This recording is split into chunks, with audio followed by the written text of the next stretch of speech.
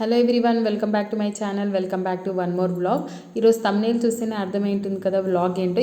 ఈరోజు మేము స్ప్రౌట్స్ దోశ చేసుకుంటున్నాం ఇంట్లో.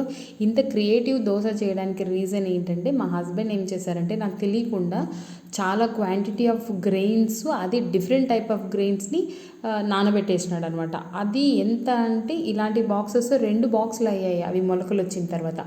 అందులో ఏమేమి వేశారంటే, రాగులు, జొన్నలు, సద్దలు, పెసళ్ళు, శనగిత్తనాలు, బాదం, అన్ని వెరైటీ వేశారనమాట. సో అంత క్వాంటిటీని మేము తినలేక నాకు ఒక ఐడియా వచ్చింది, లైక్ దోశ వేసుకుందాం, దోశలు అయితే ఈజీగా తినేస్తాం కదా అని.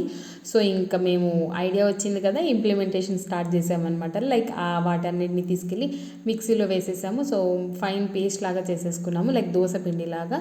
ఇంకొక గిన్నెలోకి లైక్ సాల్ట్ అండ్ సోడా పొడి అండ్ మిక్సీ పట్టుకున్న స్ప్రౌట్స్ యొక్క దాన్ని ఏమంటారు బ్యాటర్, సో ఇందులో వేసేసాము.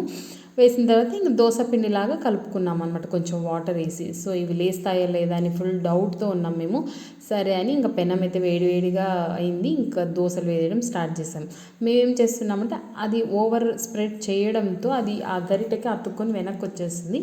సో మీరేం చేస్తారంటే, జస్ట్ ఇట్లా అట్లా అట్లా అనేసి దోశలాగా వదిలేయండి, ఓవర్ స్ప్రెడ్డింగ్ చేయకండి. అండ్ ఇట్లా ప్లేట్ పెట్టేసి పొంగుతుంది లిటరల్గా అదైతే. అండ్ ఇంకొక దోశ వేసుకున్నాము, ఎందుకంటే సరిగా రాలేదు.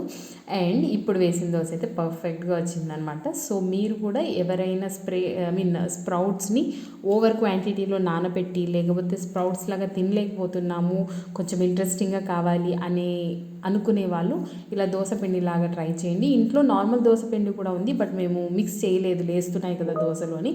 సో మేము దానికైతే ఇలా టొమాటో చట్నీ కాంబినేషన్తో తిన్నాము.